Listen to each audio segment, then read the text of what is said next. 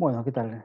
Estamos con la clase de orientalismo, la tercera parte de esta clase, ¿sí? La estamos subdividiendo, siguiendo a los autores, trabajando a cada autor. Ya hemos trabajado y recuperado el capítulo 1 de Paniker, ¿sí? Que nos hablaba de las geografías y este término que está presente en Edward Said, que es geografías imaginadas, el texto de Enrique Dussel sobre orientalismo desde el punto de vista de la historia y la historiografía, ¿sí? Para entender también que nuestra disciplina y nuestro quehacer histórico, historiográfico está cruzado también por esta construcción europea hegemónica.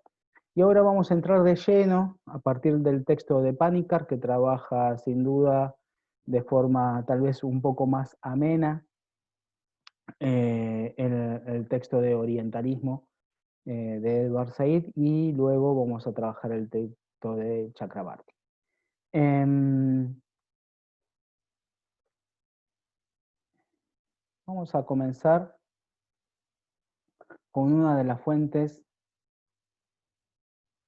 importantes en términos de em, construcción, ¿no? Vamos a empezar y a terminar con las dos pensadores, los dos conceptos más importantes que atraviesan el conjunto del texto de orientalismo y construyen la idea del orientalismo. Un elemento importante es justamente el elaborado por Foucault, el pensador y filósofo francés, ¿sí? Michel Foucault, por todos conocidos, que es específicamente el concepto del discurso, el discurso de dominación, ¿no? Y dice acá, hemos seleccionado una cita: el poder y el saber se implican directamente el uno con el otro. No existe relación de poder sin la correspondiente constitución de un campo de conocimiento.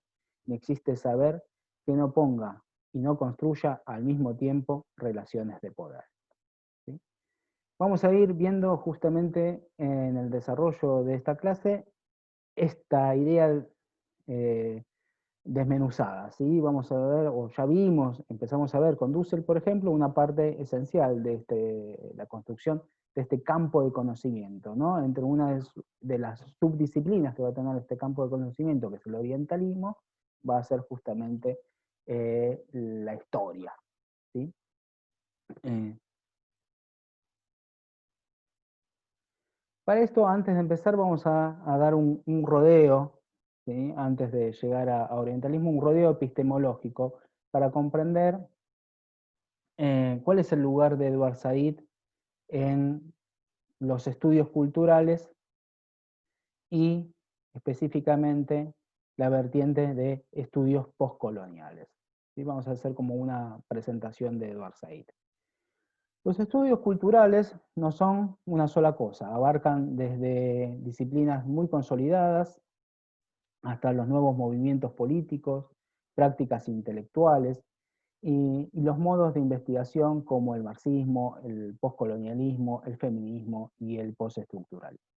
Estudian básicamente las prácticas culturales y su relación con el poder. En general, su principal método es la semiótica. ¿Qué es la semiótica? Es, groseramente, el análisis de los signos, los códigos y los textos que operan en la vida social, ¿no? Desde un semáforo pasando hasta justamente los discursos literarios, los discursos políticos, los discursos que, como vimos en la clase anterior sobre los mapas, por ejemplo, un mapa es un discurso. Tenemos que comprender que el discurso en sentido amplio.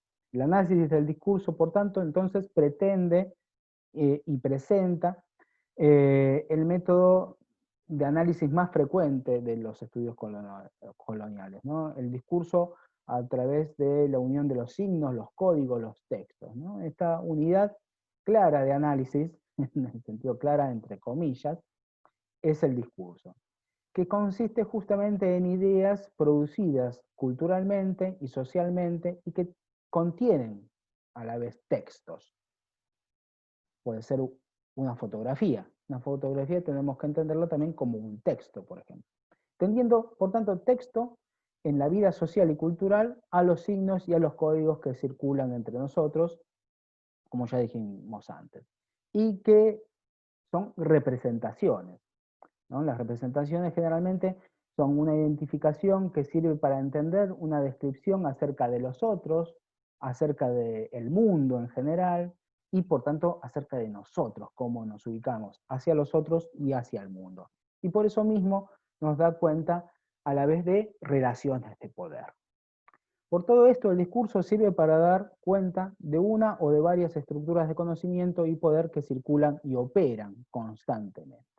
El análisis del discurso revela esas estructuras, ¿no? que circulan, esas relaciones de poder, y las hace manifiestas analíticamente, ¿no? O las estudia para develarlas, para sacarle su sentido común y encontrarle justamente su construcción, ¿no? Y claro está, ubicando el discurso, por tanto, esas estructuras de poder entre las relaciones sociales, históricas y culturales más amplias. Reconocidos críticos culturales, exponentes justamente de la corriente de estudios culturales, fundadores de distintos aspectos, de distintas escuelas, podemos mencionar a, por ejemplo, Raymond Williams, ¿sí? Crítico literario, o tal vez más conocidos entre nosotros porque es historiador, Epi Thompson, y acá presentamos a un autor indio que vamos a usar más adelante, que es justamente Ranajit Guha, ¿sí? Los tres son marxistas. Los tres son marxistas muy particulares. Entre sí abrevan uno de otros, ¿sí? Thompson estudió de Raymond Williams y Guha va a estudiar de Thompson y por tanto de Raymond Williams. Otros puede ser justamente Spivak, Chakrabarty, ¿sí? Charteje, varios de los autores de esta corriente de estudios subalternos de la India, que nosotros a partir de este cuatrimestre sobre todo vamos a empezar a estudiar con más profundidad. Estos conforman el discurso de análisis postcolonial, ¿sí? El mundo, dice el discurso postcolonial, y el modo en que está hecho el hacer histórico parte del colonialismo europeo, que ha seguido configurando las relaciones entre Occidente y no solo con Oriente, sino en conjunto, digamos. Quiero decir que nosotros hablamos de lo postcolonial como algo que permanece desde la colonización de América, por ejemplo, para tomar nuestra realidad más inmediata, pero también esto lo podemos trasladar al mundo asiático que estudiamos, ¿sí? No solo lo colonial tan solo como un momento histórico dado por el dominio directo de la metrópolis hacia las periferias, sino como una continuidad histórica, como rasgos que se construyeron en ese momento histórico y que continúan hasta hoy, más allá de que las antiguas colonias obtuvieran su independencia en sentido tan solo político.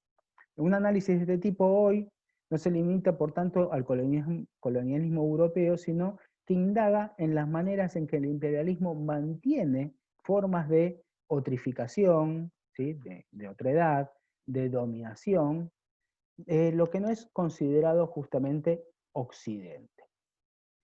La teoría postcolonial explora las experiencias de supresión, resistencia, la compresión de la raza, el sexo, las representaciones, las diferencias, el desplazamiento, la inmigración, relacionada con los discursos elaborados y construidos y emanados desde Occidente, a través de, por ejemplo, algo que nos toca muy profundamente, que son las disciplinas del saber, la historia, la filosofía, la ciencia, la lingüística. Todo esto configura la llamada crítica postcolonial. Quien inaugura justamente la crítica postcolonial es Edward Said con su texto ya ahora clásico, el orientalismo, ¿no? Escrito en 1978. Edward Said no llegó del cielo, no fue un marciano, digamos. Edward Said tuvo antecesores,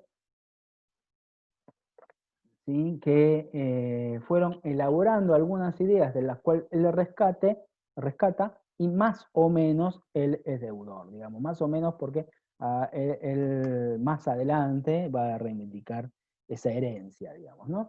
Estos escritores, nada más y nada menos, son justamente la mayoría del mundo árabe islámico o asiático. Podemos decir de Tibawi, en 1977, erudito del Islam sirio. Chen, en 1977, también historiador y filósofo tunecino. Alatas, de 1977, un sociólogo malayo. Ahora bien, ¿quién es Edward Said?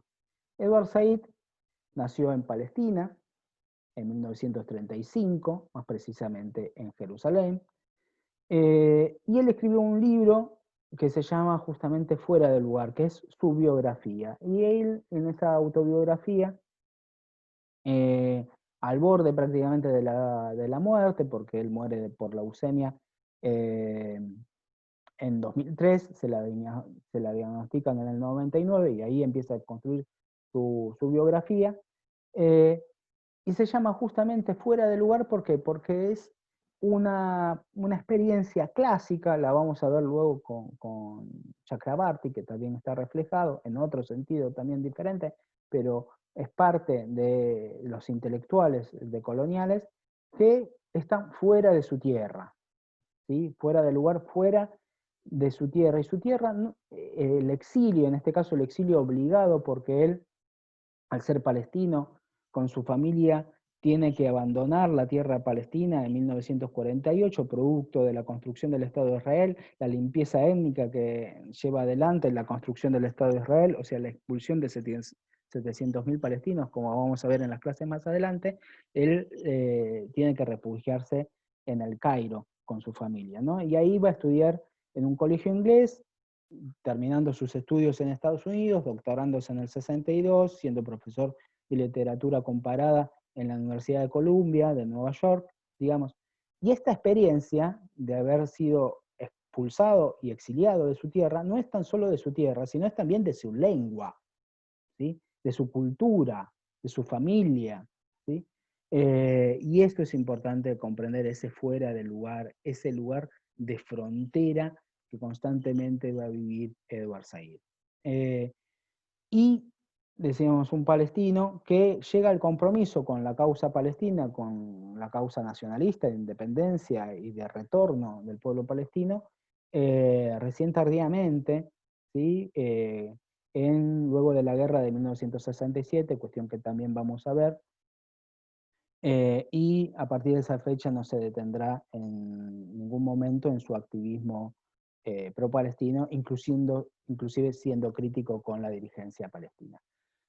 Un elemento importante que nos toca más de cerca de la biografía de Edward Said es, por ejemplo, con Barenboim, ¿no? El gran director de orquesta y pianista de Daniel Barenboim, que es argentino y alemán, ¿no? Tiene doble nacionalidad, y junto con él van a conformar la orquesta West Hills D1, ¿sí? La orquesta de este y oeste, que está conformado por jóvenes, chicos palestinos e israelíes, ¿sí? Vamos a ir un poco más al... bueno, estoy atrasado con las filminas. Filmina, ya quedó Filmina, ¿no?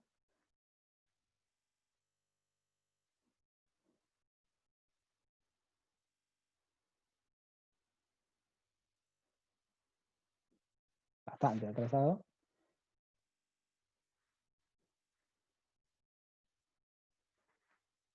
Orientalismo. Decíamos, vamos directamente hasta el libro, un humanista, Edward Said. Este libro del 78, publicado en el 78, ¿cuál es el contexto? Para entender una obra siempre hay que entender el contexto de referencia, ¿sí? Ese contexto justamente es el contexto de la guerra de Yom Kippur, la guerra de 1973, que va a enfrentar a no solo a los palestinos, sino centralmente, nuevamente a Egipto con Israel, también a Jordania y al Líbano, pero va a tener un impacto global porque justamente va a ser el momento en que la OPEP, los países, la Organización de Países Productores de Petróleo, ¿sí?, cortan el grifo, y es un momento, a la vez un contexto general que viene del contexto del 68, en el cual los movimientos juveniles, los movimientos de izquierdas, los movimientos de derechos humanos, de mujeres, etcétera, toman especial relevancia en todo el mundo y especialmente en lo que se llama el tercer mundo, producto también, entre otras cosas, alentados, entre otras cosas, centralmente por la heroica resistencia del pueblo vietnamita. Entre 1978 va a escribir Orientalismo y en 1993 podemos decir que escribe su continuidad que se llama Cultura e Imperialismo. Es un texto que ustedes tienen en la bibliografía optativa si quieren. Y es todo en conjunto, esos dos textos, una enorme discusión y debate político, social y cultural. Es un deudor de un momento crítico, ¿no?, el 78, justamente mientras que enseñarlo es y leer orientalismo es estar discutiendo desde la colonización, desde la experiencia del colonizado, es decir, desde su propia experiencia, de la experiencia de Edward Said. Y el orientalismo, por tanto, es un estilo occidental que pretende dominar, reestructurar y tener autoridad sobre Oriente. Esa va a ser una de las grandes definiciones de orientalismo, ¿no? Por tanto, lo que busca justamente es denunciar la matriz con la cual se ha construido Occidente y ha construido a la vez a Oriente. Y el objetivo central de orientalismo es, por tanto, construir una alternativa al discurso de Occidente.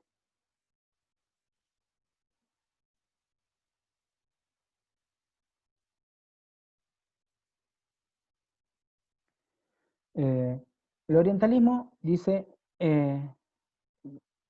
Occidente ha inventado un discurso, volvemos a Foucault, sobre Oriente, y eso es justamente el orientalismo. El orientalismo es una institución de saber, de poder, que genera un discurso con una coherencia interna que surge en el siglo XVIII y se mantiene. Pero cuando decimos discurso, no tenemos que ver como algo etéreo, banal, superfluo. No, discurso es un discurso, es una serie de signos, símbolos, representaciones, etcétera, que genera una materialidad concreta, que funda prácticas, entre ellas el imperialismo, el colonialismo, ¿sí? El discurso orientalista es un discurso, cito de Said, es el sitio de los sueños, las imágenes, las fantasías, los mitos y las obsesiones de Occidente para con Oriente. Es un deseo occidental sobre el otro, ¿sí? Es una estructura de dominación, porque Europa se enuncia con una voz axiomática. Axiomática es justamente la que tiene la capacidad de ejercer una acción, ¿sí?, y en este caso sobre la historia misma, ¿no?, de construir una historia. Y produce una división entre un ellos y un nosotros, ¿sí? El nosotros, claramente, cuando hablamos de nosotros, no estamos hablando de nosotros argentinos, latinoamericanos, sino hablamos del nosotros occidental, que se referencia a la vez, como ya lo dijimos, en Dussel, con lo universal, ¿sí? El ellos, por tanto, va a ser lo particular. El ellos, el otro, va a ser lo particular. Todo lo demás que queda por fuera, o sea, el ello, el otro, todo lo que está por fuera de nosotros es el Oriente. El kit de la cuestión no es si las representaciones orientalistas son válidas o reales, sino si tienen un papel como un instrumento de poder colonial. ¿Sí? El orientalismo es más importante como signo de control europeo, atlántico, estadounidense, ¿sí?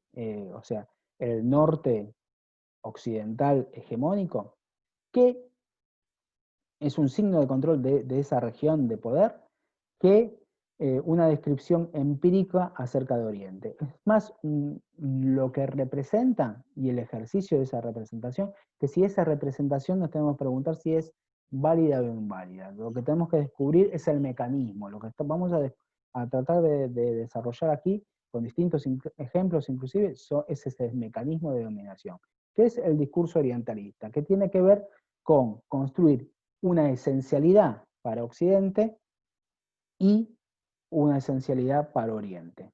¿Cuál es la esencia de Oriente? Que no es Occidente. Oriente solo puede ser por las representaciones que Occidente hace de él.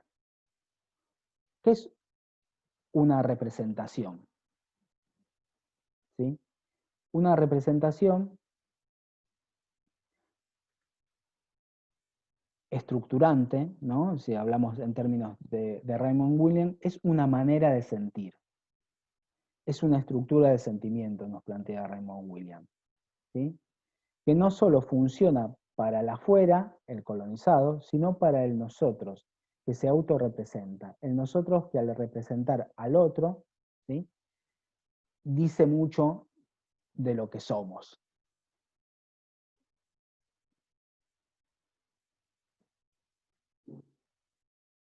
¿Qué quiere decir? Por ejemplo, si hablamos de lejano oriente o cercano oriente. ¿Sí? Quiere decir que si algo está lejos o cerca, ¿qué quiere decir de qué? Con respecto al centro. ¿Y quién dice que algo está lejos o cerca? El centro. ¿Sí? Por tanto, oriente siempre es lo que no está en el centro. Por tanto, ¿no? Porque lo que está en el centro es justamente occidente.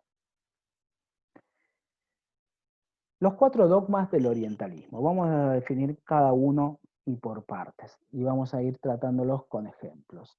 ¿Sí? La primera es la diferencia ontológica. Cuando hablamos de ontología estamos hablando del ser. ¿Sí? Del ser, de algo, lo constitutivo de las personas y de las cosas. ¿No? Estamos hablando lo constitutivo, en este caso, de Oriente y de Occidente. Si estamos hablando de 2 constituciones del ser, estamos hablando de una división tajante entre una forma de ser de la humanidad con respecto a otra. ¿Sí? Y estas son justamente características ontológicas del ser, cualidades. ¿Sí? Cualidades que a la vez se van complementando entre sí. No es que Oriente y Occidente tienen una de estas cualidades, tienen una suma de cualidades que a la vez son distinguibles unas de otras. Por ejemplo, ¿no? Podemos decir, ahí pusimos algunas en un cuadro para completar, sería lo ideal que nos estaríamos viendo y estoy haciéndolo en el pizarrón. Pero en este caso, si hablamos de Occidente como maduro, ¿sí? Maduro en sentido de desarrollo histórico, por ejemplo, podemos hablar de Oriente como algo infantil. Y esto es muy, muy contundente. ¿Se acuerdan ustedes cuando hablamos de Dussel, por ejemplo? Hablamos de la idea justamente de que Occidente está desarrollado y la tarea civilizatoria implica de llevar a Oriente en el sentido del desarrollo que ya transitó, porque es maduro, Occidente, ¿no? Y como único camino. Y por tanto, Occidente es el que ya clasifica, ¿sí? El que tiene voz, ¿sí? Un texto muy importante de una autora que vimos o que vamos a ver tangencialmente, pero que hace a la Escuela de Estudios Subalternos de la India, Spivak, ¿sí? Habla si el subalterno puede hablar. O sea, nos llegamos a preguntar eso, ¿no? Y muchas veces, inclusive podemos preguntarnos cuántos, y es un tema, por ejemplo, en nuestra bibliografía propiamente en la materia, cuántos autores asiáticos, ¿sí?, estudiamos realmente, o son los occidentales que estudian Oriente los que nosotros estudiamos. Eso quiere decir si damos voz o no damos voz. Y este es un tema central, por ejemplo, inclusive del movimiento de mujeres, hoy en día, ¿no? ¿Quién habla? ¿En nombre de quién se habla? ¿No? O son realmente los propios protagonistas los que tienen que tomar la voz. Occidente, como ya dijimos, es lo universal, por tanto, Oriente es lo particular. Occidente es laborioso. Oriente, ¿qué va a ser? Vago, ¿sí? La idea de Occidente produjo la revolución industrial porque hay un espíritu en el protestantismo, ¿sí?, que lo lleva a tener ahorro, ¿no? Y ahí es esa imagen tan presente en Sarmiento también de todo lo europeo y todo lo norteamericano es bueno, es laborioso frente al gaucho vago y atorrante, ¿sí? Malvenido, producto de justamente la herencia india y la herencia hispana, que se combinan entre sí para tener una estirpe de vagos, ¿no? O un discurso también muy propio de Occidente y que lo tenemos hoy clavado en toda la cuarentena, es el discurso de la libertad, ¿no? O sea, estamos viviendo en Oriente. Podemos reírnos de esto, pero la libertad, la idea de la libertad frente a qué, frente al despotismo, frente a la opresión. Oriente es símbolo justamente de todo lo que no es Occidente. Y bueno, y ahí así podemos seguir una eternidad. Podemos decir que estas cualidades podemos dividirlas en dos nociones. Una es la noción socioculturales ligadas a la modernidad, el racionalismo, el individualismo, el igualitarismo, los derechos humanos, el laicismo, la ciencia, la tecnología, el progreso. Todas siempre contrapuestas con la noción de Oriente. O sea, rasgos que tienen que ver más que nada con las características socioculturales de Occidente. Y otras son las nociones de las características socioculturales occidentales, políticas y económicas. Por ejemplo, el liberalismo, el Estado y nación, el mundo capitalista, ¿no?, frente al occidental, frente al oriental que le falta, ¿no? ¿Qué quiere decir? Que carece, por ejemplo, de democracia, carece de liberalismo, carece de reglas jurídicas, ¿no? Carece de seguridad jurídica, por ejemplo. Esto para términos que podemos comprender más cercanamente. Y cuando hablamos de Occidente y Oriente, recalcamos, no hablamos de una cuestión exclusivamente geográfica. Por ejemplo, para discutir esto, Japón, ¿dónde lo ubicamos? Japón, ¿qué características tiene, en qué lado de la tabla se encuentra? Claramente uno piensa en Japón y piensa en todos los valores relacionados con la tabla ligada a Occidente.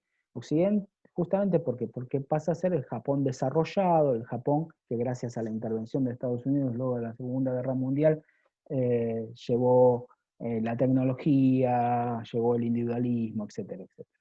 ¿A dónde ubicamos a Rusia? Que es parte, sin duda, del escenario europeo, ¿sí? Y hoy lo tenemos con la discusión de la vacuna rusa, ¿no? Etcétera. ¿De dónde lo ubicamos?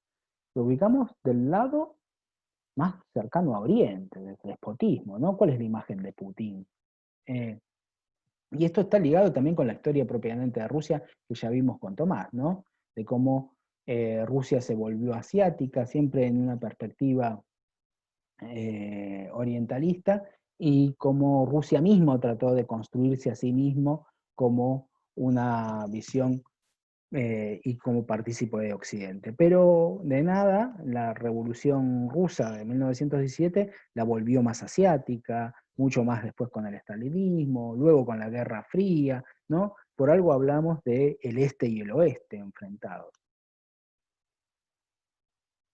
Y América Latina, ¿dónde lo ubicamos? ¿No? Como hija inferior del subdesarrollo de los blancos pero no tan blancos, blancos, hijos de españoles, pero de una España mestizada con los moriscos, ¿no? Entonces, y esto para comprender también el lugar que la modernidad, justamente una modernidad que se desarrolla centralmente en Europa Occidental, pero una Europa Occidental que estamos hablando claramente de Inglaterra, Francia, los Países Bajos, Alemania, y no estamos hablando de la España y Portugal como parte de esa modernidad, ¿no? Aunque hayan inventado la gramática, la primera gramática, aunque hayan sido los primeros que construyeron un Estado unificado estatal, aunque hayan inclusive producido una limpieza étnica y hasta cultural, ¿no? Con una limpieza de la lengua, hasta de la sangre, etc. Vayamos a algunos ejemplos. Y acá tenemos una pintura clásica orientalista, La muerte de Sardanápolo, eh, La mort de Sardanapale, de Eugène Delacroix, 1827. Pintor romántico, si los hay, pintor francés, que junto a un escritor también romántico, Lord Byron, de origen británico, nos va a hablar de un relato legendario, ¿sí? Que es Sardanápolis, que se ve encerrado y se ve encerrado en su ciudad y decide, antes de que caiga su ciudad, matar a su esposa, a su harén y hasta a su caballo, literalmente fundir el oro, todo. Pero no está hablando de ese hecho, de esa leyenda, o no está hablando de el déspota oriental que ve matar con placer a sus mujeres y como si fueran una posesión más, como si fueran una cosa, ¿no? Está hablando de esta capacidad inhumana, ¿no? Eh, Podemos asemejarlo a un clásico, ya un clásico de historieta llevado al cine, a Jerjes, ¿no? De 300. Es muy parecida, digamos. Aunque es pelado en la representación el personaje, y este es barbudo, pero es la lujuria a la vez con el sadismo. Del mismo autor, de Delacroix, una representación ahora sí, clara, más histórica, eh, que es la masacre de Quíos, eh, que representa a la derrota de los patriotas griegos. Acordémonos, ¿no? Grecia, con el texto de Dussel, como origen de Europa, ¿no? La construcción de Europa tiene nacimiento en Grecia, se apropia Europa, la Europa del siglo XVIII de la historia griega y la separa de la historia relacionada con África y Asia, eh, y está hablando acá claramente del despotismo en sentido del Imperio Otomano. Los griegos en 1823 van a llevar adelante un intento revolucionario independentista apoyado por los europeos en contra del Imperio Otomano, ¿no? Y se hace toda una, Delacroix, Lord Byron, que va a participar de estas revueltas y esta rebelión contra los otomanos, van a llevar adelante una serie de propaganda a favor de los griegos, ¿no? Y un leitmotiv va a ser el despotismo oriental. Pero no es solo eso, ¿no? Oriente. Oriente es justamente, volviendo a lo anterior, es lo antirracional, ¿no? Que es la imagen de las adivinadoras, ¿sí? Que están dispuestas al engaño siempre, ¿no? La idea de la gitana, también relacionado con eso, a la adivinación, a lo irracional, la magia. La magia, ¿sí? No es casualmente hasta David Copperfield, todos los magos que tenían éxito en Occidente se tenían que cambiar el nombre. El húngaro Houdini, ¿no? Se puso ese nombre de fantasía. ¿Qué es? Por tanto, Oriente es una imaginación de Occidente, ¿sí? Una imaginación que muchas veces está vaciada de humanidad, ¿no? En Oriente pasa todo lo que no pasa y tiene origen todo lo que no pasa y hace peligrar a Occidente. Dijimos, los orientales, al dividir en dos a la humanidad, se vacía de humanidad a Oriente. Y hay muchos ejemplos para comprender esto, ¿no? O sea, la facilidad con que se puede bombardear a los orientales tiene que ver justamente con esta carencia de humanidad, un desprecio por su propia humanidad, ¿no? Cuando estamos hablando de orientalismo no estamos hablando tan solo de Asia, ¿sí? Estamos hablando del otro en general. Estamos hablando de todo lo que no es a la imagen del nosotros, a la imagen de que no se puede acercar ni siquiera al concepto de persona, ¿no? Lo distinto, lo opuesto, lo inferior. ¿Cuál es el segundo dogma del orientalismo? Acabamos de escribir el primero. El segundo es que Oriente es una abstracción. Oriente remite a la antigüedad clásica, como lo vimos, eh, si el presente es Occidente, Oriente puede ser tan solo valioso en términos de su pasado, porque justamente no puede negarse el valor que tuvo para Grecia Egipto, ¿no? Y por tanto, lo único valioso de Oriente, o por ejemplo de China eh, en el siglo XIX, o en China durante el siglo XX, tiene que ver con justamente su grandeza pasada, ¿sí? Que ha quedado en el pasado. Y es Occidente el que es el encargado de rescatarlo, de valorizarlo, ¿no? Oriente se valoriza en términos tan solo de su pasado. El tercer dogma es el del orientalismo, es que el Oriente, por tanto, está estancado en la historia.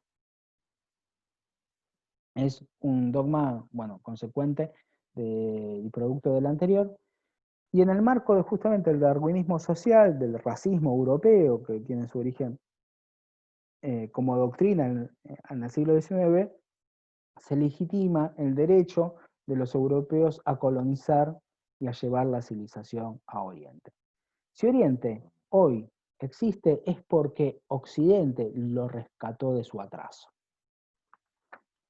Si sabemos algo de Oriente es porque Occidente, ¿sí?, lo redescubrió a través de la arqueología, y para eso se arman disciplinas históricas. La arqueología, ¿sí?, es una de ellas, es un arma central para la construcción o reconstrucción, a veces a gusto de Occidente, más que en función de la veracidad histórica, ¿sí?, del pasado de Oriente. Vamos a ver algunos ejemplos. Un clásico de esto es justamente la llegada de Napoleón, ¿no? Napoleón a, eh, a Egipto, en medio de las guerras napoleónicas, eh, tiene que ver con esto, con la reconstrucción.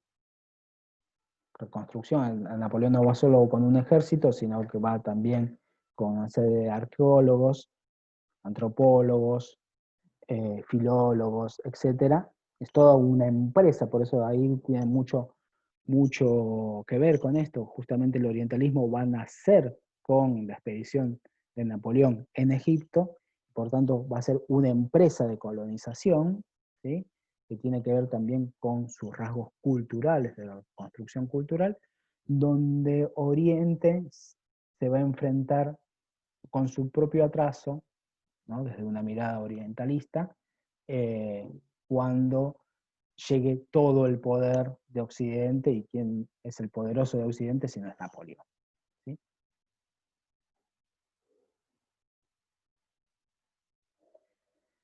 Acá queda claro que Oriente es esto, ¿no? Es un pasado que está enterrado, porque lo que está por sobre las arenas de Egipto hoy no tiene nada que ver con aquella grandeza que quedó sepultada en el pasado y es tarea de los arqueólogos occidentales rescatar.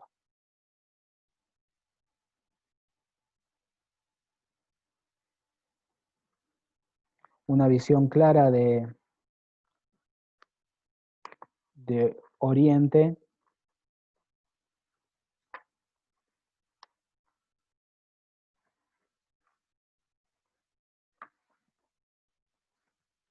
es la cuestión de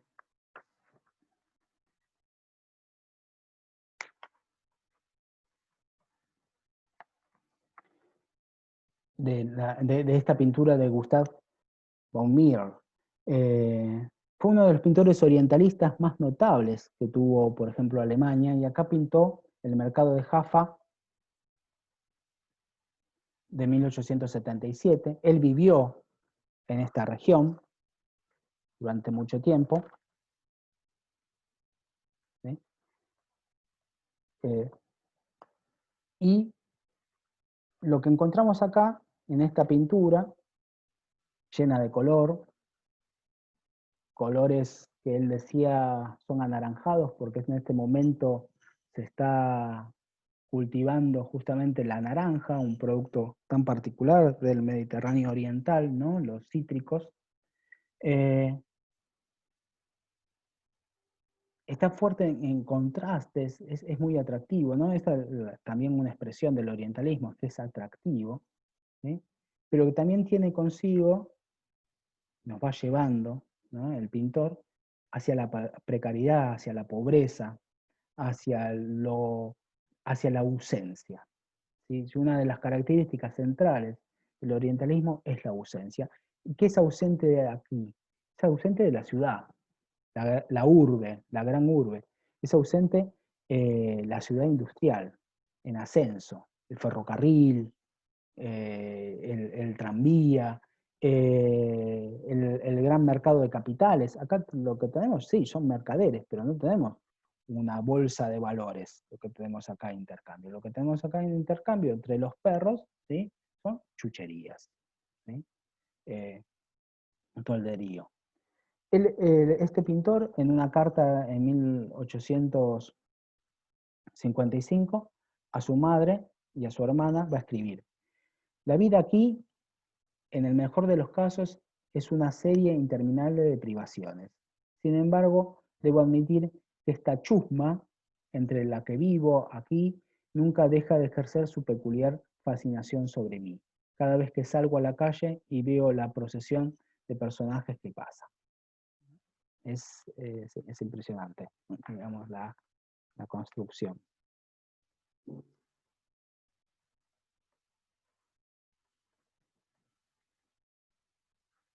Vayamos al cuarto dogma. Oriente es peligroso y sensual. Desde la expansión del Islam, ¿sí? Justamente hasta el día de hoy lo podemos traer, hasta el fundamentalismo de Al-Qaeda o el ISIS, eh, Oriente, y en esta expresión Oriente, es para Occidente claramente su alter ego, su oposición, su desafío, aquello que lo contuvo y lo marginó en la península europea a través de 8 siglos. El oponente y el claro signo de Oriente para Occidente a lo largo de su historia va a ser el mundo árabe islámico, ¿no? Y por tanto, justamente por esa experiencia europea, eh, Oriente va a ser peligroso. El otro oriental es, ante sus ojos, peligrosidad. Por tanto, hay que controlarlo o, en algunos casos, inclusive, eliminarlo. Es objeto de disciplinamiento. El otro tiene que ser controlado en lo externo, pero también en lo interno. Y esto es parte del discurso de poder, ¿sí? de Occidente. Pero Oriente también es deseo. Oriente también es erotismo. Oriente también es sensualidad, es arenes, es vientre, es exotismo, es lo indescifrable. ¿Sí? El deseo de Occidente es desvelar o develar, ¿sí? Justamente sacar el velo a la mujer asiática. ¿Ya?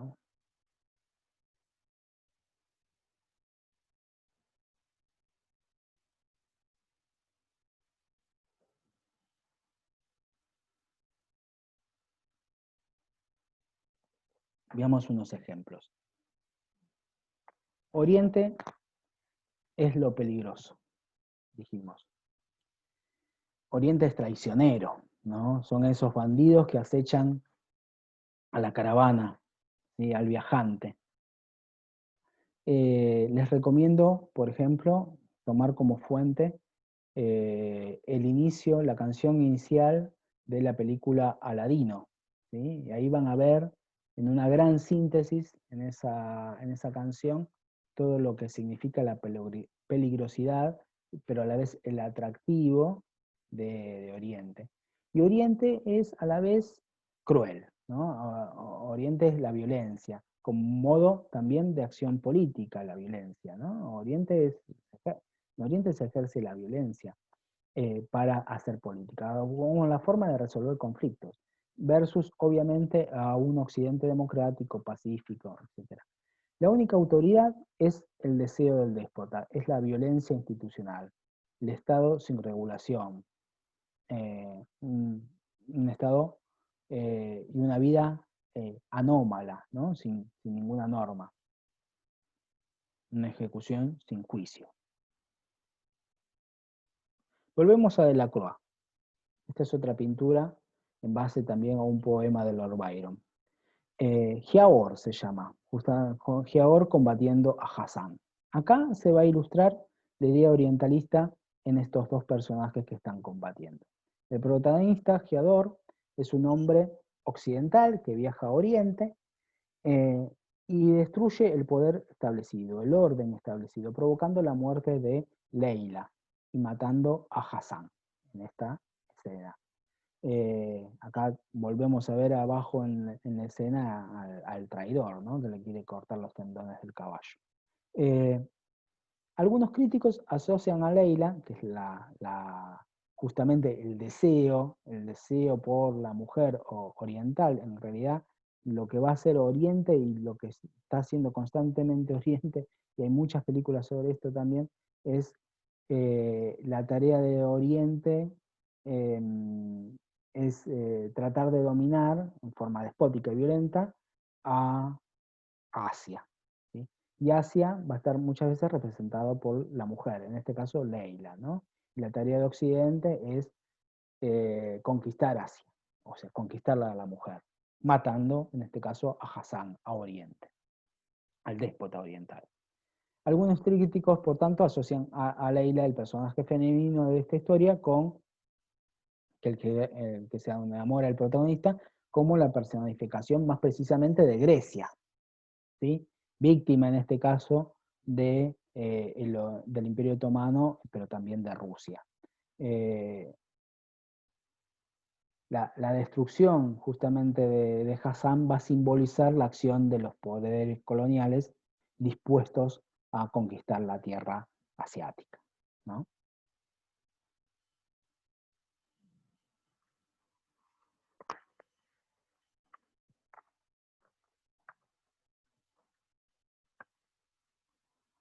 Una pintura típica es la pintura del harem.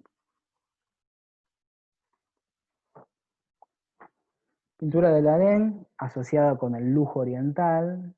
Hoy podemos hablar de los hoteles de Qatar, lo rico, ¿sí? Siempre con algún sirviente. ¿De qué nos habla siempre? Nos está hablando, por ejemplo, de esta riqueza oriental, el gran payá, ¿no? Con todos sus lujos, de la ausencia de clases medias, ¿sí? Y obviamente el harén de la mujer al servicio del varón. Esto lo vemos muy bien representado en otra pintura, Este del baño turco de Dominique Ingres, de 1862. Y acá tenemos un muy fuerte contraste, ¿no? Con las imágenes donde solo hay hombres, ¿no? De la violencia, y donde lo sensual solamente hay mujeres, ¿no? Es muy llamativa esta pintura porque tiene un formato de mirilla, ¿no? Es la idea de mirar eh, lo prohibido a través de la rendija de la llave eh, al harem, ¿no? Y el harem en realidad significa en árabe el espacio privado de la casa, ¿sí? Pero para Occidente, para la construcción occidental, que va a construir ese oriente fantástico, deseable, atractivo, exótico, conquistable, el harem va a estar ligado exclusivamente a lo sensual, no a ese espacio justamente de privacidad de la familia, no solo de la mujer, ¿sí? Todas las mujeres a la vez en esta pintura son claramente con rasgos occidentales. La sensualidad del mundo femenino cuasi pornográfico de el deseo del hombre occidental. Esto va a continuar constantemente, no estamos hablando de una pintura tan solo de 1862, estamos hablando también de una imagen más actual, ¿no? Esta idea de encontrarse con la mujer oriental y sacarle, también ese sacarle el burka en este caso, que uno se lo saca concretamente cuando compra la revista y abre las páginas, ahí le está sacando el burka y se va a encontrar con ese poder del dinero en este caso, con el poder de compra del dinero y sacándole el burka. Justamente lo que nos revela son los pares binarios que siguen activos, porque a la vez la mujer oriental también es la mujer exótica brasilera, ¿no? La garota brasilera, o la mujer con el tajo de la pollera del tango, ¿no? Todo esto son distintas construcciones eh, orientalistas. No importa si cuán vestida está la mujer oriental. Lo importante es que es distinta a la occidental, a la representación dominante, ¿no? De la mujer occidental, que no es una mujer con la cual uno se pueda casar, ¿no? Podemos decir así, o una mujer que se pueda encontrar. Es al contrario, ¿no? Es lo que no es común porque no es occidental. Lo contradictorio es que tanto el burka como la mujer garota entra todo en la misma caja, ¿no? Es todo funcional. Y a la vez lo sensual es complementario y es la otra cara del peligro que representa Oriente. Las postales españolas, las postales turísticas de los años 60, con las cuales la España franquista va a tratar de conquistarse y reinventarse, ¿sí? Van a estar destinadas a construir esta imagen de vender la magia oriental, ¿no? Que tiene el sur de España, ¿no? Esta ser alegría, embrujo, alegría, embrujo de una España como territorio mestizo entre África de Oriente, Europa, y toda esta imagen, ¿no? Que uno tiene a veces asociada justamente al éxito de esta propaganda de que España es exclusivamente lo flamenco, ¿no? Lo flamenco que cuando a la vez lo flamenco en España fue absolutamente marginado, corrido, hasta perseguido por el franquismo, ¿sí? Eh, por la españolidad, ¿no? Lo que va a haber por parte de España, justamente para construirse como meca turística, es la construcción de un exotismo. Nosotros podemos decir que hicimos muchas veces lo mismo, justamente nuestro exotismo de malevos, de gauchos, ¿sí? No de indios, porque indios los hemos exterminado, ¿no? Pero a la vez el indio está asociado a la selva, que no tenemos, entonces lo gaucho y lo malevo, junto con la carne, viene asociado a nuestro exotismo. Nuestro país muchas veces se construyó con el mito justamente de no pertenecer al resto de América, diferenciarse de América. Uno de esos elementos diferenciales de América es justamente para parecernos a Occidente, ser Occidente, el norte occidental, o América, pero del norte, ¿no? Para eso Sarmiento trajo a maestras norteamericanas. Es un país sin negros, a diferencia del resto de América. Un país, como dijo el expresidente, de europeos que descendieron de los barcos. Si existe en la imagen de los negros es justamente porque existieron en la colonia y por eso es tan solo exclusivo, remontado, como acabamos de decir, como parte del mito orientalista, relegado a la rememoración en las fiestas patrias, ¿no? El negro es, no, como no hay negros, hasta nos tenemos que pintar la cara con corcho quemado para poder representar un negro, porque no hay negros entre nosotros. Es parte, y a la vez el negro, ¿dónde participa en las fiestas prácticas? Como un elemento exclusivamente decorativo, no se le da voz, no se le da protagonismo en la lucha de independencia, por ejemplo, al negro. Se lo relega de esta forma a una parte más que marginal de nuestro ser nacional. No entra en la ontología argentina la negritud, no es parte de nuestro ser. Y si entra, es de forma absolutamente asociada a, por ejemplo, el trabajo doméstico, ¿no? Realizado por los esclavos, ¿no? Y al entretenimiento del varón en función de la negra, ¿no? La negra sensual, la negra exuberante, y no del negro, porque el negro está asociado justamente a lo peligroso, ¿no? Pues, ¿en dónde está lleno de negros? En las villas, ¿no? El negro villero, el negro chorro, ¿no? El negro, esa idea del negro como una, justamente si hablamos, fíjense esta frase, ¿no? Si hablamos de ontología, de ser el negro de alma. Para salir de este elemento y volver un poquito a ver las diferencias de una misma representación. Judá y Tamar, ¿sí? Es una representación de un pasaje bíblico. Las diferencias de la representación de dos sujetos que pertenecen a Occidente, en cierta forma, en cuanto a la visión, a dos sujetos que van a representar claramente a Oriente, ¿no? Esta es una pintura flamenca de esta, ¿sí? Fíjense en los tonos de la piel, la mirada lasciva, ¿sí? Del intercambio, la mujer como se representa. Ahí tenemos, ¿no? Todo el burka y la sensualidad explícita. Bueno, resumiendo, ser occidental u oriental es una cualidad, no es una cuestión geográfica o cultural.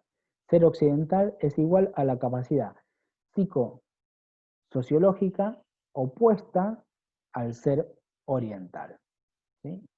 Se es una cosa con determinadas cualidades porque no se es otra. Por tanto, Occidente y Oriente son un crisol de esencias y actitudes mentales contrapuestas entre sí. Es una relación entre Occidente y Oriente de dominación y domesticación, ¿sí? De Occidente para con Oriente. Occidente existe, por tanto, solamente porque no es Oriente. Occidente suple al Oriente real por una representación, una imaginación, un sentido de lo que él cree que es Oriente. Por tanto, Oriente no existe. Oriente es una ficción. Panikar nos dice, el ser occidental es una cualidad psicosociológica que se concibe como central. El resto se define a partir de ella, ¿no? Volvemos a la idea, por ejemplo, ¿no? Lejano o cercano Oriente.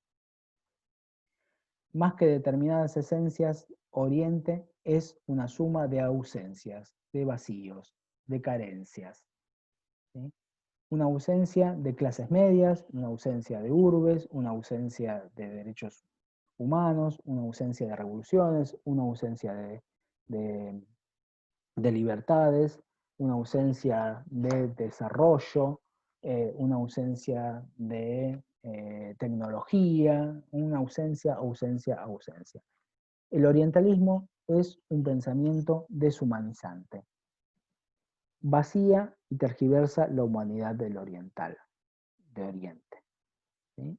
Crea una humanidad al servicio de la imaginación de Occidente.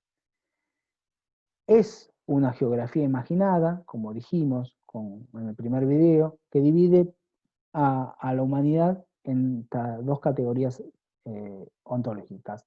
Crea un oriental eliminando como ser humano para pasar a ser una representación de lo que Occidente cree que es un oriental, y solo puede ser un oriental de la determinada forma que Occidente lo concibe. Por tanto, imaginémonos que es Oriente, es capturado, ¿sí? Y es convertido en una ausencia. Y esto lleva un mandato oculto. ¿Cuál es este mandato? Cumplir justamente los patrones occidentales. ¿Sí? Es determinadas reformas laborales que se necesitan para el desarrollo del capitalismo, que sin ellas no puede existir, ¿sí?, seguridad jurídica, no puede existir inversiones, no puede existir crecimiento, ¿no?, la idea de crecimiento. Claramente es cumplir con los dictados, ¿sí?, del FMI, del G20 hoy en día, permitir la libertad de empresas sin ninguna restricción, ¿sí? Léase los derechos laborales, léase impuesto a la fortuna, léase control de los monopolios, léase impacto ambiental,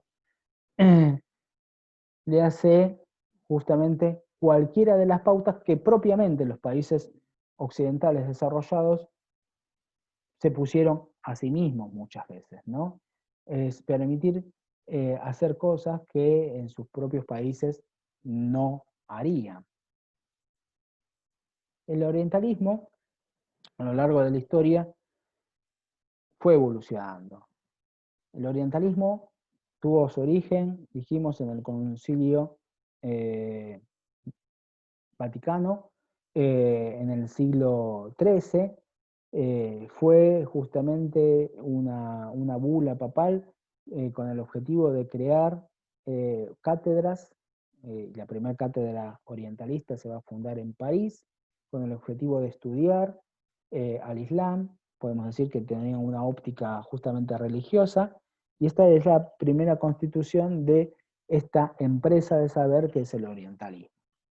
Pero el orientalismo tiene su aspecto moderno, que es el aspecto que hoy conocemos, que perdura, que como dijimos surge como con Napoleón en la invasión de Egipto, llevando consigo a esta cantidad de especialistas que nombraba, y es la creación del Instituto Oriental también en Francia, que va a instruir y va a articular también la construcción de las historias de los otros pueblos, la relación de la historia y los significados propios que va a tener la historia para Europa y la historia de los otros. Entonces, va a ser justamente una forma de clasificar, una forma de cosificar, una forma de crear sentido y determinar el sentido. Una parte de esta construcción de sentidos es propia del siglo XIX, propia del evolucionismo, es la fase en la construcción de grandes instituciones que van a contar la historia, que son los museos.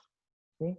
En la época del imperialismo se elabora justamente esta línea evolutiva, lineal, con la cual se va apropiando de un pasado que no le corresponde, como vimos con el texto de Dussel, para colocarse en el punto de llegada de la evolución, asumiendo que Europa es la totalidad de la historia, por tanto, universal.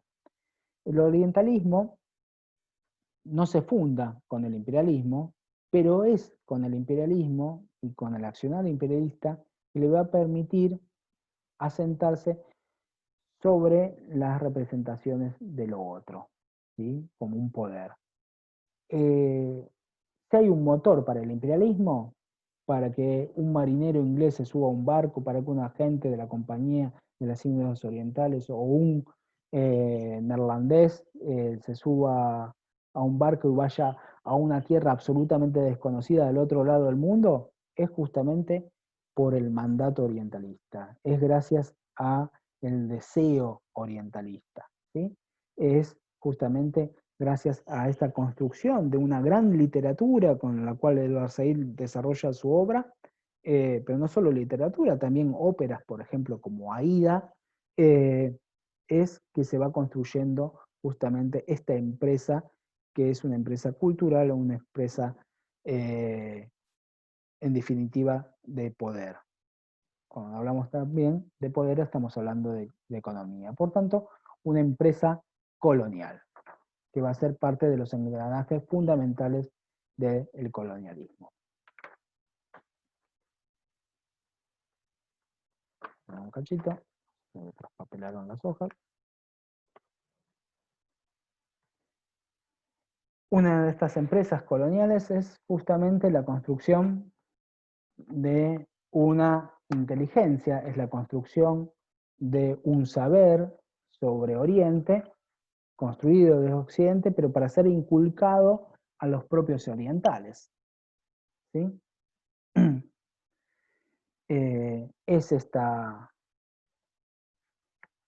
élite no occidental, la élite intelectual de caribeños, asiáticos, africanos, más los agentes coloniales que van a recibir y van a aceptar las descripciones que hacen sobre sí mismos y sobre su continente, sobre sus tierras, sobre su cultura, que hacen los orientalistas, y las van a adoptar como propias, ¿sí? Esto lo vamos a ver más concretamente en la clase que empezamos a ver de nacionalismo, ¿sí? Pero también hubo aquellos que cuestionaron esta mirada sobre Oriente y que intentaron modificar y algunos más concretamente demoler esta cuestión del orientalismo. Esto lo vamos a ver, como dijimos recién, como nacionalismo. Esto, parte de las críticas que le hacen a Edward Said, es que no se detiene en su libro a rescatar esta agencia, esta subjetividad y este accionar de los colonizados. Vamos a rescatar algunos de estos nombres. El, el caribeño, los caribeños Aimé Césaire, Frank Fanon, Walter Rodney, ¿sí? No, se me están mezclando. Este es el Kenyatta, este es Lumumba, el congolés Patrice Lumumba. Gandhi, Tagore, son otros, ¿sí? Vietnamitas, Ho Chi Minh, ¿sí? Y el coronel, el general, perdón, Bogushen Giap, otros árabes, ¿sí? En realidad no es árabe, es persa, Jamal al-Din al-Afghani, ¿sí? Al-Afghani, el afgano, eh, importantes, digamos, todos ellos, porque son parte de lo vamos a ver con el nacionalismo árabe, son parte de justamente el desafío directo que va a implicar Occidente para Oriente, y más precisamente el mundo islámico, con la invasión, ¿no?, de las potencias europeas, la respuesta de la reforma islámica. Decíamos el iraní Ali Shahati, que también lo vamos a ver cuando veamos Revolución iraní, el egipcio Zahid Qutb, o el chino Liang Chicao, ¿sí? Todos ellos, por nombrar solo algunos, son parte de los protagonistas de los que vamos a ver las próximas clases, de los movimientos nacionalistas, de los movimientos de liberación, los movimientos de reforma cultural, los movimientos de el rescate del sentir y del ser oriental. El objetivo del libro, por tanto, de Said, volvemos, va a ser un rescate ético y moral de el desaprender, del desaprender del espíritu inherente que nos han inculcado de la dominación. Romper con las formas aprendidas, como lo han hecho este conjunto de hombres y mujeres, aunque no haya puesto ninguna, voy a tratar de reconstruir también esta imaginación y este raconto de nombres, ¿sí? Incluyendo también algunas mujeres que tuvieron su lugar y su protagonismo. Pero volvamos, la idea es justamente del libro de Edward Said, es mostrar cómo Occidente construyó a Oriente para que los orientales cuando lo lean desaprendan de esa construcción, desaprendan, eh, vuelvan sobre lo aprendido para verse a sí mismo no a través de los ojos de Occidente, no a través de los ojos de los otros, ¿sí? O sea, desalienarse, sacarse la alienación, el aliens que llevamos adentro, ¿sí? Para mirarnos con nuestros propios ojos. Esto no es una tarea sencilla, es recién el momento de la crítica. Orientalismo es el momento de la crítica, ¿sí? Es el primer momento. ¿eh? Luego viene el momento de volver a construir la historia, las otras historias, las historias negadas, las historias no escritas por Occidente, y eso es la tarea justamente de que va a emprender luego Edward Said con otros escritos, pero también toda esta playa de nacionalistas y de intelectuales que vamos a construir. Parte de algunos de ellos son los que vamos a ver en la clase de nacionalismos y agencias. Una cuestión más es que a veces me preguntan en las clases, ¿no? Así como existe un orientalismo, ¿puede existir un occidentalismo? Y yo digo que esto es falso, digamos, ¿no? Esa es la respuesta que damos, es falso. ¿Por qué? Porque ¿qué implica? A ver si entendimos. ¿Sí? Si entendemos bien el planteo de Said y de Panikkar, ¿sí? Tendríamos que decir que occidentalismo es un discurso de poder que ejerce Oriente para con Occidente.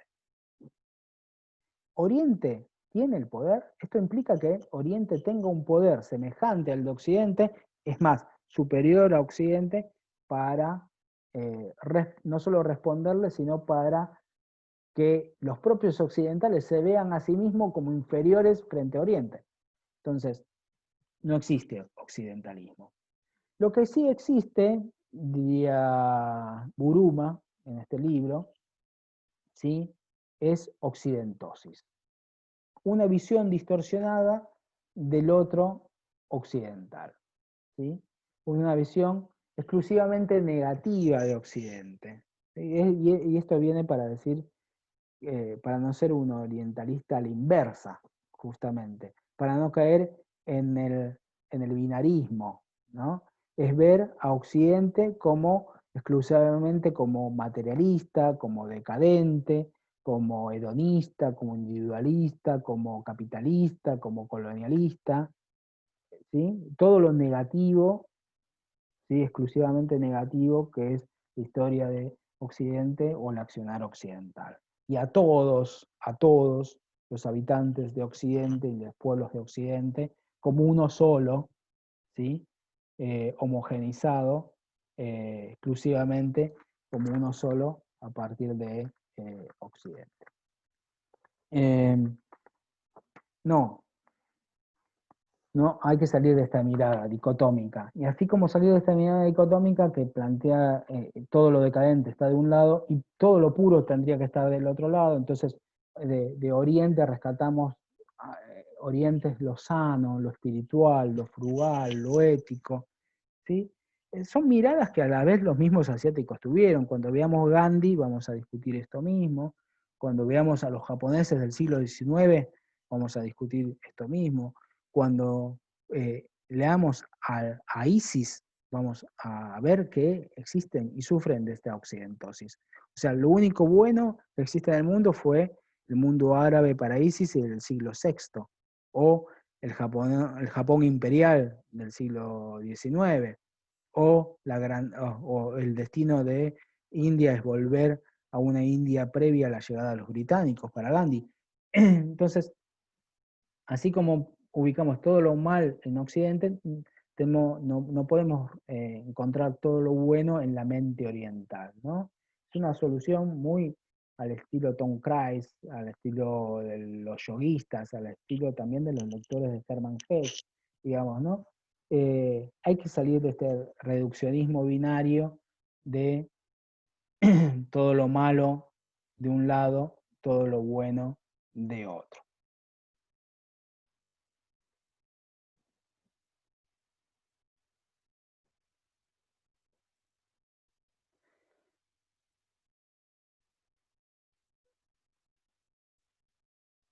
Por eso, no repetir pares dicotómicos, no hay que sustancializar, dicen los psicólogos. Dice, ¿qué quiere decir sustancializar? Dice, pasar de lo irreal a lo real, ¿no? O sea, dotar de materia eh, lo, lo irreal.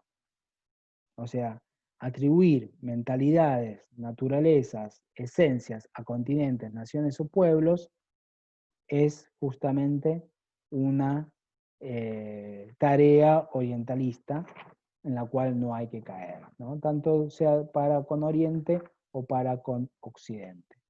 Cuando en realidad todas las culturas, podemos decir, están hechas como tramas, ¿sí? No hay fenómenos estancos, separados, autónomos. Las culturas no son islas, ¿sí? Que se van a enfrentar en algún momento entre sí, sino existe todo el tiempo intersección, existe entrecruzamiento, existe flujo, ¿sí? No es para nada casual que Homi Bhabha tenga esa tapa, esa portada de su libro, El lugar de la cultura, ¿sí? La tarea es desmontar el binarismo entre Oriente y Occidente. Las críticas más importantes que se hizo al texto del orientalismo de Edward Said lo hicieron los mismos autores postcoloniales. Uno de ellos es Homi Bhabha. Homi Bhabha, en su escrito El lugar de la cultura, de 1994, nos habla de la eficacia del orientalismo. La eficacia del orientalismo no está en su coherencia. Como vimos, el orientalismo es incoherente, mete distintas cuestiones que hasta pueden ser contrapuestas en la descripción que realiza sobre Oriente en una misma caja, las mezcla y están bien, le funciona, ¿sí? Y justamente es en esa capacidad de generar ambivalencias es donde se produce la eficacia del orientalismo.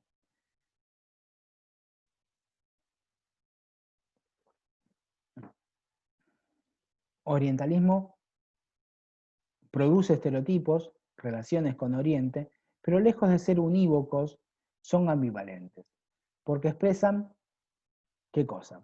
Un parécete a mí, pero nunca vas a ser como yo. Una tarea, un mandato, por ejemplo, construye una nación, pero nunca vas a poder ser como Europa. O sea, te muestra el camino, pero a la vez te lo cierra. Te corta, te coarta la capacidad de agencia, ser sujeto, ¿sí? Te construye en una subordinación colonizada, ¿sí? Pero a la vez, en esta capacidad de generar ambivalencias, sé como yo, pero a la vez nunca vas a ser como yo, en este mensaje y a la vez en esta generación de otredad, se produce, ¿sí? Existe la posibilidad que haya una brecha, una grieta, se abre una grieta, ¿sí? Un espacio en donde puede emerger el sujeto, la negación del discurso colonial. Podemos denominar este proceso como el quiebre entre la mímesis, que sería la primera parte de la frase del discurso colonial, sé igual que el blanco. ¿Sí? Esa es la referencia que hace, por ejemplo, Frantz Fanon en Piel Negra y Máscara Blanca. El negro participa de la alienación, dice Fanon, porque quiere ser blanco y participa de esta forma en su propia explotación, en su propia interiorización, ¿sí? de su subjetividad blanca, o sea, se inocula una forma de comprensión del mundo blanco en el negro, ¿no? Que quiere ser blanco, quiere construirse una máscara blanca, para ser, ¿no? Porque el objetivo es ser, ¿no? Y ser, y solamente se puede ser de una forma, como es Occidente. Pero a la vez está la otra parte de la afirmación, nunca vas a poder ser como yo, nunca vas a poder ser blanco, se le dice al negro, y ahí está la posibilidad de tomar por parte del sujeto colonizado el discurso colonial para formar algo nuevo, para descubrir su propio ser. ¿Sí? Eso sería la hibridación, lo híbrido. ¿Qué es lo híbrido? Aquello que, que está compuesto de una cosa y otra cosa y sale algo nuevo, algo que no tiene ¿no? un trazo, que no estaba determinado. ¿Sí? Y en este lugar es justamente, en esta hibridación es donde existe la potencia del sujeto colonizado de reinterpretar el discurso hegemónico, de reinterpretar el discurso colonial, de generar resistencias y de generar en su praxis, en la acción y en el discurso, programas, proyectos, construcciones que a la vez reconstruyan su propia historia, construyan un propio lenguaje y de esta forma puedan existir un discurso y una apuesta a enfrentar el discurso orientalista. Esto es justamente lo que vamos a ver en el desarrollo del segundo cuatrimestre cuando veamos todos los procesos de descolonización. Cómo se han construido entre la mímesis y la hibridación los distintos discursos del nacionalismo indio, del nacionalismo árabe, del nacionalismo chino, del maoísmo chino, del proyecto de liberación vietnamita, etcétera, etcétera. ¿Sí?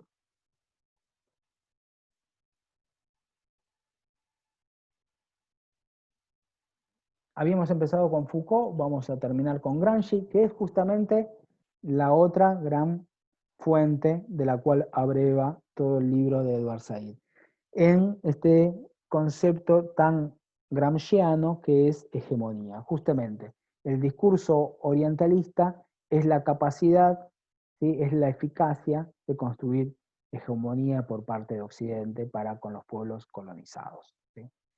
Eh, y dice Gramsci, el punto de partida de cualquier elaboración crítica es la toma de conciencia de lo que uno realmente es. Es decir, la premisa, conócete a ti mismo en tanto que producto de un proceso histórico concreto que ha dejado en ti infinidad de huellas, sin a la vez dejar un inventario de ellas. ¿Sí? Eso es muy... Es como uno descubre las huellas que han dejado en uno, pero a la vez no hay ninguna cosa, no hay ningún inventario, no hay un registro de cuáles son ellas, y uno justamente al conocerse tiene que reconstruir esa historia de la cual uno está hecho. Cuando hablamos uno, estamos hablando de pueblos, estamos hablando no solo de individuos, estamos hablando también de clases, estamos hablando también de generaciones, ¿no? Que han construido también este bagaje de la cual son los movimientos nacionalistas. Bueno, hasta acá llegamos con esta parte.